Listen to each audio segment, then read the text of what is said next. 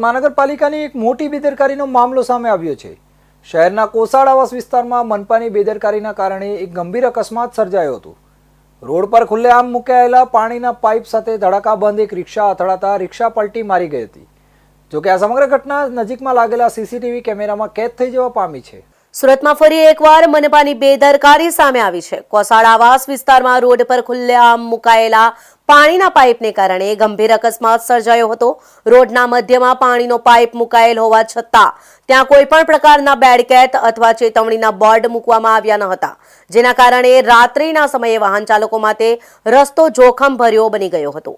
આ દરમિયાન એક ઓટો રિક્ષા આ પાઇપ સાથે જોરદાર ટક્કર ખાતા પલટી મારી ગઈ હતી। ટક્કરનો ઝાટકો એટલો મોટો હતો કે રિક્ષા ઊંધી પડી ગઈ હતી।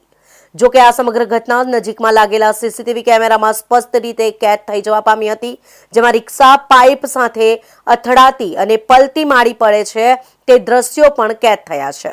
ઘટના બાદ આજુબાજુના રહેવાસીઓ અને રસ્તા પર ફરતા લોકો તરત જ દોડી આવ્યા હતા અને રિક્ષામાં ફસાયેલા લોકોને બહાર કાઢ્યા હતા। સદભાગ્યે આ ગંભીર અકસ્માતમાં કોઈ જાનહાનિ થઈ નથી, પરંતુ રિક્ષાને નુકસાન થયું છે અને મુસાફરોને પણ ઈજાઓ પહોંચી હોવાનું સ્થાનિક લોકોનું કહેવું છે।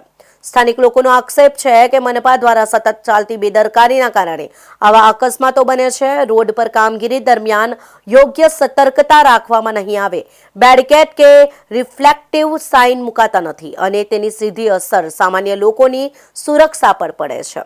રહેવાસીઓએ મનપાને તાત્કાલિક કાર્યવાહી કરવા અને રોડ પર મુકાયેલા પાઇપ તેમજ કામગીરી સ્થળોને સુરક્ષિત કરવાની માંગ કરી છે, જેથી ભવિષ્યમાં આવી ઘટનાઓ ન બને।